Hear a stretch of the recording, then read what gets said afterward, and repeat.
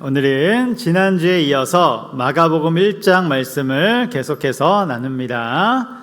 우리는 지난주에 회개와 복음에 대해서 나눈 바가 있습니다. 그래서 회개와 복음 이 부분을 더 나눌 것입니다. 먼저 마가복음 1장 15절을 같이 한번 읽어보도록 하겠습니다. 마가복음 1장 15절 말씀 함께 읽겠습니다.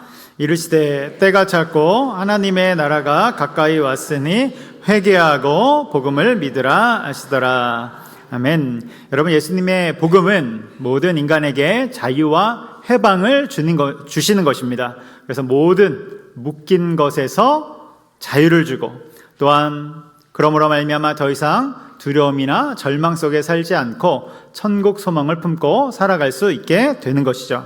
그런데 여러분, 복음은 그냥 믿는 것이 아니라 방금 읽은 본문의 말씀을 보면 순서가 있죠. 그냥 복음을 믿는 것이 아니라 뭐 하고 복음을 믿는 것입니까? 회개하고 복음을 믿는 거예요. 회개하고 복음을 믿는 것. 그래서 회개가 먼저라는 것입니다. 여러분, 회개가 무엇입니까? 회개. 우리 지난주에도 나눈 바가 있는데 한자로 회개를 보면 뉘우칠 회, 고칠 개 이렇게 되는 것이죠. 그러니까 회개라는 것은 단순히 뉘우치는 그런 정도가 아니라 삶의 방향을 고치고 바꾸는 것입니다. 죄된 삶을 살았다면 이제 그것을 다 던져버리고 복음의 삶을 향해 나오는 거예요. 이러한 순서가 있다는 것입니다. 우리가 여전히 죄 가운데 살면서 내 삶에 복음의 능력이 나타나기를 기대한다면 여러분, 그것은 착각입니다.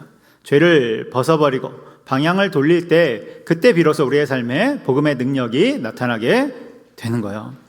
사무엘하 19장에 보면 시므이라는 한 사람이 등장을 합니다. 이 시므이, 이 사람은 아마 성경에서 회개의 속도가 가장 빠른 사람이 아닐까, 정말 초스피드로 회개한 사람이 아닐까, 이런 생각이 드는데요. 배경을 보면 다윗 왕 시절입니다. 다윗 왕 이제 후반기에 아들 압살롬이 반역을 일으키지 않습니까? 그래서 다윗과 부하들은 급히 도망을 쳐야 했습니다. 왕궁을 버리고 목숨을 연명하기 위해서 요단강 나루터를 향하는 것이죠. 왜냐하면 이제 압살롬이 거의 승기를 잡았기 때문에 그날 밤에 강을 건너지 않는다면 모두 다 죽게 되는 것입니다. 강을 건너야 그나마 목숨을 부지할 수 있기 때문에 왕궁을 버리고 다윗과 신하들이 요단강 나루터를 향해 가는 것이죠. 이때 여러 인물들이 나와서 다윗을 맞이합니다.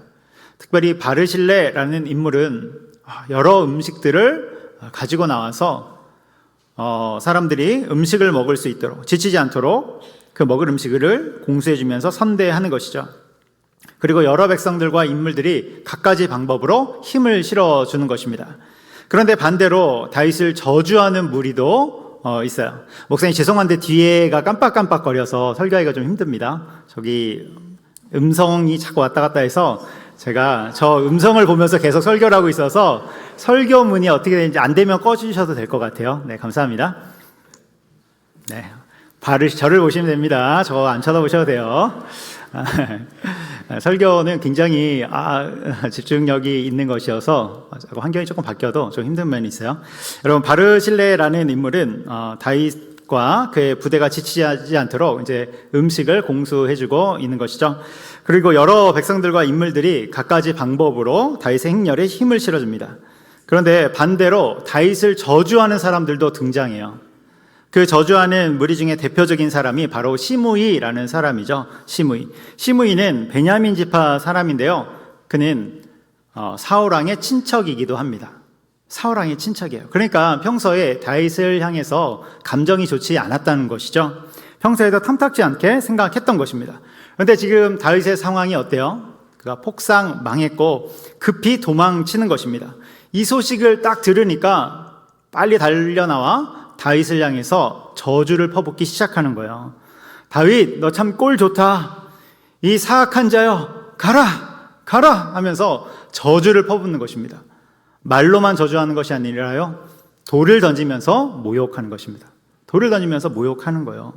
여러분, 지금 다윗의 상태가 어떻습니까? 너무나도 비참한 상태이죠. 가만히 놔둬도 비참한 상태예요. 그가 세상을 호령하던 왕인데 이제 목숨을 부지하기 위해서 왕궁을 버리고 도망치고 있는 너무나도 비참한 상태이죠. 그런데 시므이의 이런 행동은 다윗을 더 비참하게 만드는 그런 것이 되는 것입니다. 여러분, 우리 주변에도 꼭 그런 사람들이 있지 않습니까? 누군가가 어려울 때 그때 우리가 함께 손잡아주고 기도해야 되는데 그런 게 아니라 꼭 나타나서 한 번 더 상처를 주는 사람들, 또 쓰러져 있는데 한 번 더 발로 밟는 사람들, 어떤 분들은 삶의 무게가 너무 무거워서 그 짐 때문에 허덕이고 있는데 더 큰 짐을 얹어주는 사람들, 얄미운 사람들이 있는 것이죠. 그런데 여러분, 다윗은 옆에 군대가 있잖아요. 부대가 함께 있단 말이에요. 힘이 있어요. 그래서 그의 충신인 아비새가 시므이를 처형하려고 하는 것입니다. 처형하려고 해요. 그런데 이때 다윗이 말리면서 이렇게 이야기를 하는데요. 사무엘하 16장 12절 같이 읽도록 하겠습니다. 시작. 혹시 여호와께서 나의 원통함을 감찰하시리니 오늘 그 저주 때문에 여호와께서 선으로 내게 갚아주시리라 하고. 아멘. 여기 보면 혹시 여호와께서 나의 원통함을 감찰하시리니, 다윗의 신앙관이 나오는 것이죠. 여러분, 다윗은요 보복하려고 하지 않습니다. 모든 상황을 하나님께 맡기기만 하는 것이죠. 그러면서 하나님의 일하심을 기다리는 거예요. 여러분, 이것이 지혜입니다. 이것이 지혜예요. 인간의 복수는 어떻습니까? 인간이 딱 복수하고 나면 끝납니까? 아니요. 또 다른 복수를 불러일으키는 것이죠. 또 다른 보복을 불러일으키는 것입니다. 그렇게 하나님께 맡기고 하나님의 판결과 일하심을 기다리는 것이 바로 지혜로운 것이죠. 다윗이 지금 그러한 태도를 보이고 있는 것입니다. 이후 다윗은 압살롬과의 전투에서 승리를 거두게 되죠. 극적인 승리를 거두게 됩니다.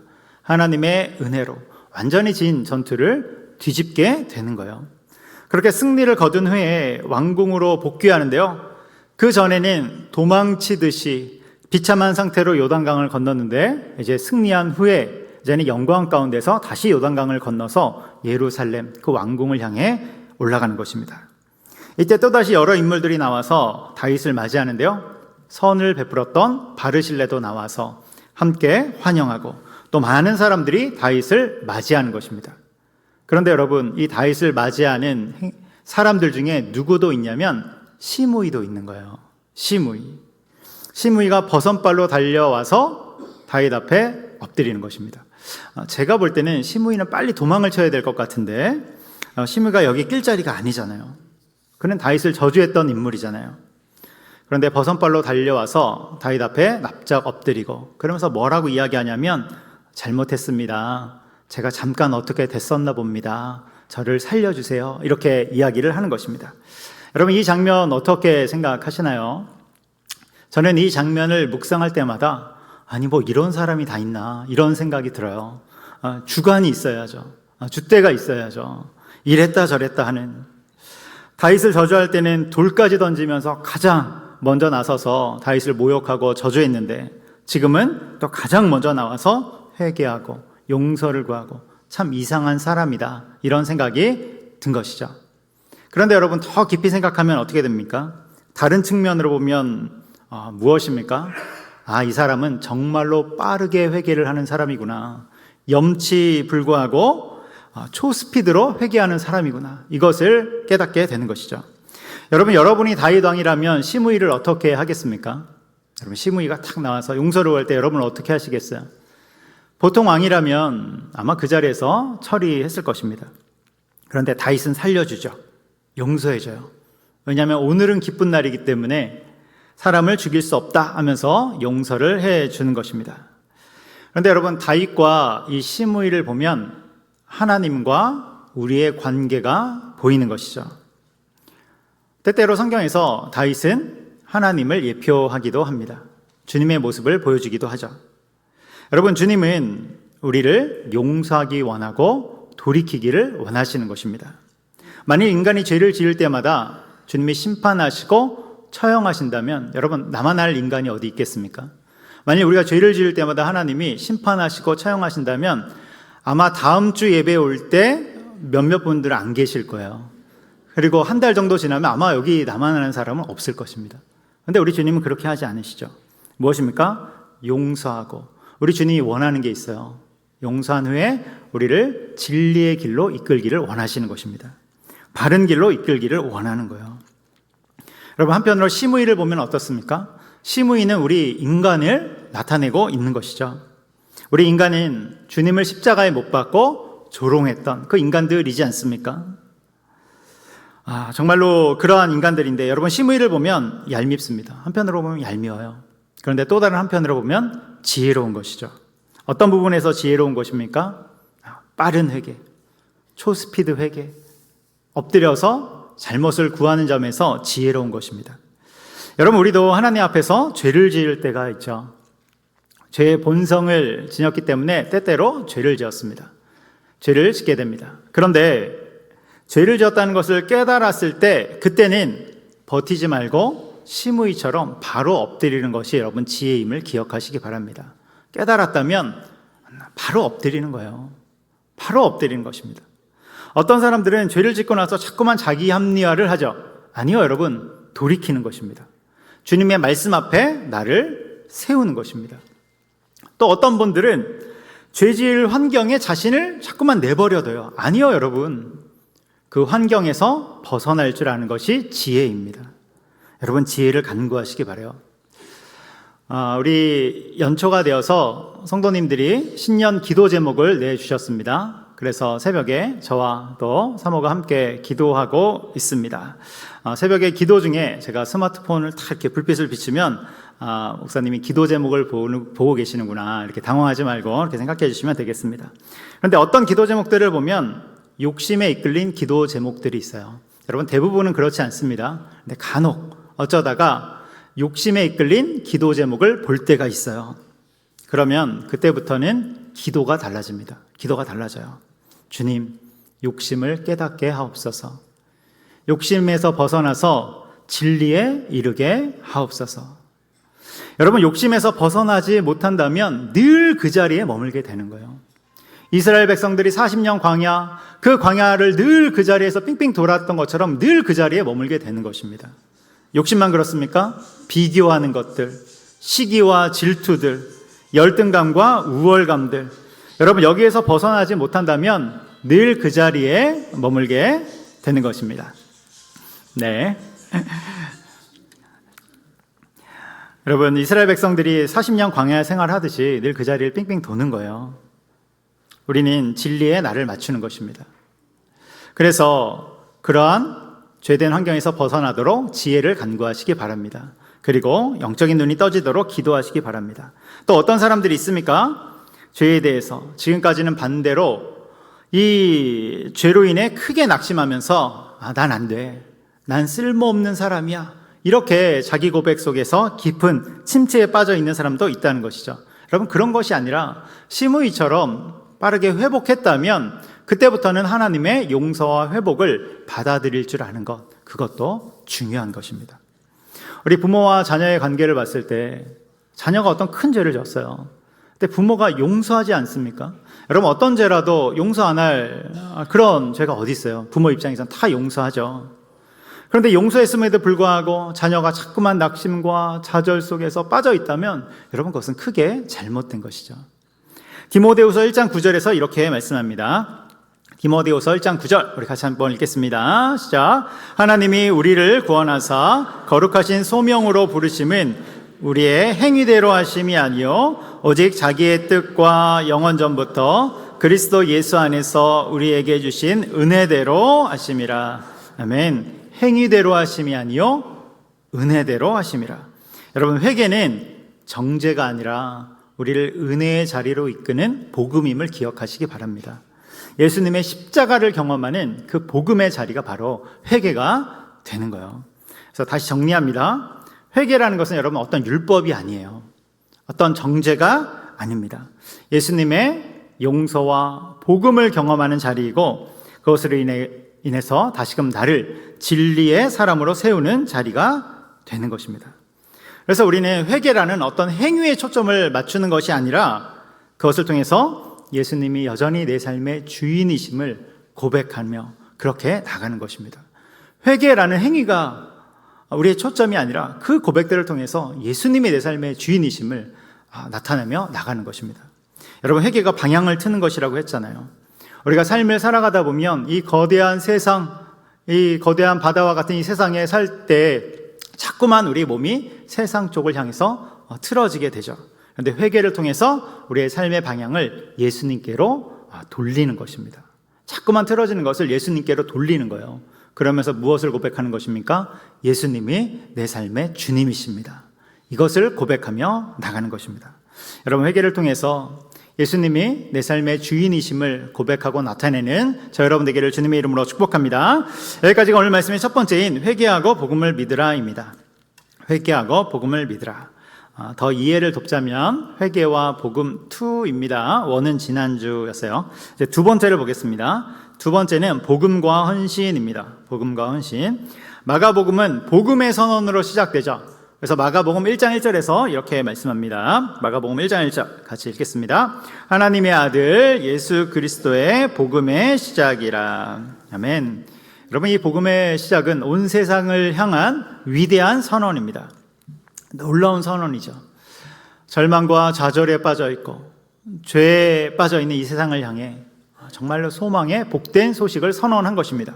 이 복된 소식을 선언했다면 곧장 이어서 예수님이 등장해야 될 것 같은데 그런 것이 아니라 다른 한 사람이 등장을 한다는 것이죠.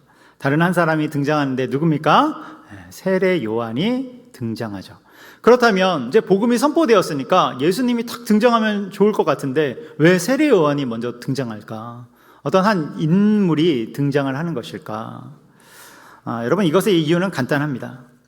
왕이 어디를 행차한다고 하면 왕이 먼저 가는 것이 아니라 그 앞에 그 길을 준비하는 자, 예비하는 사신들이 그 소식을 알리고 길을 닦는 것이죠.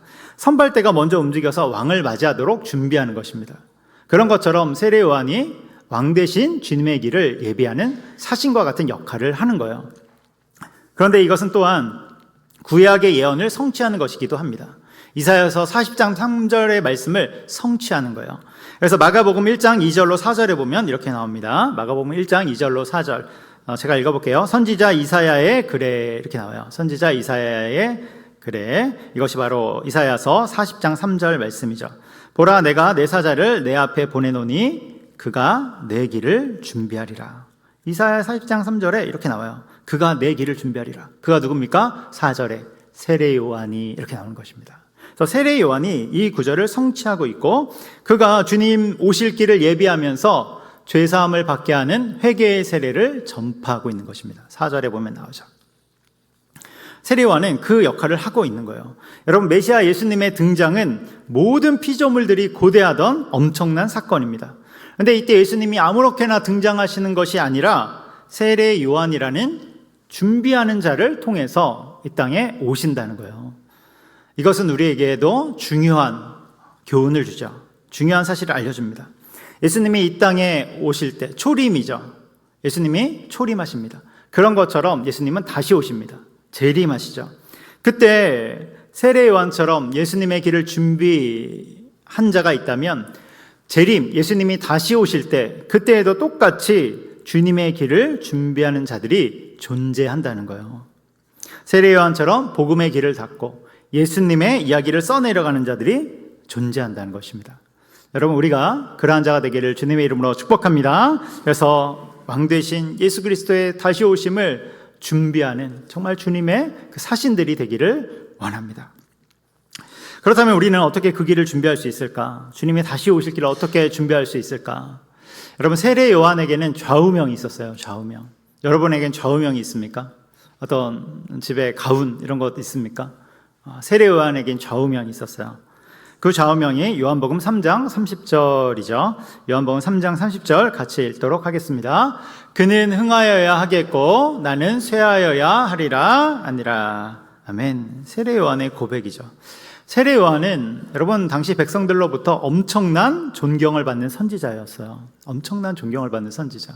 구약 시대가 끝났을 때, 여러분 말라기서 이후에 이제 끝난 이후에 400년 동안 그 땅에, 이스라엘 땅에 선지자가 나타나지 않았습니다.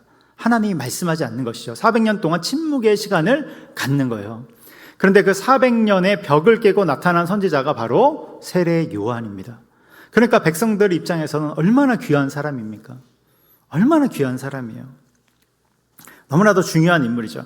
그러한 세례 요한이 철저히 자신을 낮추고 몸을 숙이면서 자신에게 부여된 사명의 길을 가고 있노라 이렇게 고백하고 있는 거예요. 순종의 길을 가고 있다고 고백하고 있는 것입니다. 여러분, 우리 인간은 자꾸만 나 자신의 흥함만을 위해 살려고 할 때가 있죠. 교회를 다녀도 똑같습니다. 나 자신의 흥함만을 위해서 살려고 한다면 여러분, 거기에는 예수님의 이야기가 나타나지 않는 것입니다. 나 자신의 어떠함을 위해서만 살려고 한다면 여러분, 거기에는 예수님의 살아있는 이야기가 등장하기가 어려운 거예요. 여러분, 우리는 나 자신의 흥함이 아니라 예수님의 흥함, 예수님의 복음을 위해서 우리 자신을 드리는 자들임을 기억하시기 바랍니다. 엊그제 신년 특별 기도회 때 조영민 목사님이 오셔서 말씀을 전해주셨습니다.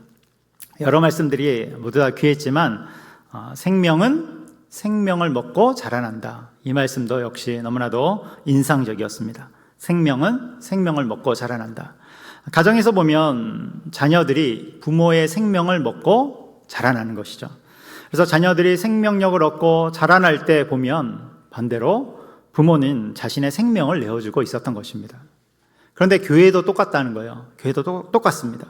여러분, 교회의 자녀 세대들이 생명력을 얻고 자라나기 위해서는 부모 세대, 이전 세대들이 자신의 생명을 내어줄 때, 다시 말해 헌신과 수고와 섬김을 내어주기 시작할 때 자녀들이 바로 세워진다는 거예요.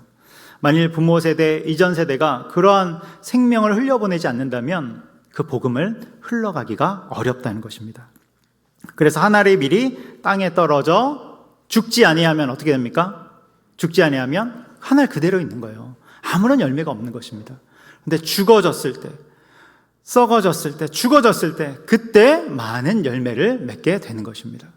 복음이 흘러가는 것은 간단한 것입니다. 내 생명을 계속해서 흐르게 하는 것입니다. 나의 수고와 섬김과 헌신을 통하여서 생명력이 흐르게 하는 것입니다. 그때 여러분, 복음의 생명력의 그 열매들이 맺혀진다는 사실을 기억하시기 바랍니다. 그런데 이것은 자녀 세대들뿐만이 아니라 모든 것에 적용되는 거예요. 모든 것에. 나의 생명을 나눠주기 시작할 때, 내 주변에 나눠주기 시작할 때 복음의 생명력이 흐르는 것입니다. 다시 말해서 여러분, 복음 앞에 여러분의 삶을 헌신하시기 바랍니다. 우리 교회는 올해 이제 소모임 체제로 나아갑니다. 여기에도 여러분 자신을 드리시기 바랍니다. 수고로, 헌신으로 드리시기 바랍니다. 산성교회가 정말로 시대를 감당하는 교회, 세대를 감당하는 교회, 여러분 이것으로 세워지기 원하십니까? 이렇게 세워지기 원한다고 생각합니다. 여러분, 그렇다면 우리 자신의 생명을 드리고 헌신과 수고가 섬김을 드릴 때 그것이 가능해진 것입니다. 하늘의 밀이 땅에 떨어졌는데 그대로 있으면 아무 일이 없는 거예요. 여러분, 우리는 생명력을 계속해서 드리는 것입니다. 그때 열매가 맺혀지는 거예요. 그런데 흥미로운 게 있어요. 그것은 그렇게 할 때 역설적으로 우리의 삶에도 예수님의 이야기가 살아나기 시작한다는 거예요. 예수님의 이야기의 풍성함과 그 더 놀라운 생명력이 충만해지기 시작한다는 것입니다. 여러분, 그러한 복음의 능력 가운데 살아가기를 주님의 이름으로 축복합니다. 신앙이 무엇입니까? 결국은 중심 이동이죠. 중심 이동. 나에게 있는 중심을 예수님께로 이동시키는 것입니다. 그래서 나를 만족시키는 그런 것이 아니라 하늘의 밀이 땅에 떨어져서 살아있는 것, 나를 만족시키는 그런 삶이 아니라 나를 버리고 십자가로 이동해 가는 것입니다. 그렇게 예수님을 향한 신앙, 복음을 향한 신앙, 또 주님 다시 오실 길을 준비하는 그런 신앙 가운데 거하는 저 여러분 되기를 주님의 이름으로 축복합니다. 기도하겠습니다. 사랑과 은혜가 많으신 하나님 아버지, 우리를 통해서 복음의 생명력이 흘러갈 수 있도록 인도하여 주옵소서. 그로 인하여 예수님의 다시 오심을 준비하며 마지막 날 복음의 사신들로, 사도들로 살아갈 수 있도록 인도하여 주시옵소서. 또한 회개를 통하여 우리의 삶에 예수 그리스도의 주님 되심을 늘 드러내고 고백하고 나타내는 우리가 될 수 있도록 인도하여 주시옵소서. 감사하며 예수님의 이름으로 기도합니다. 아멘.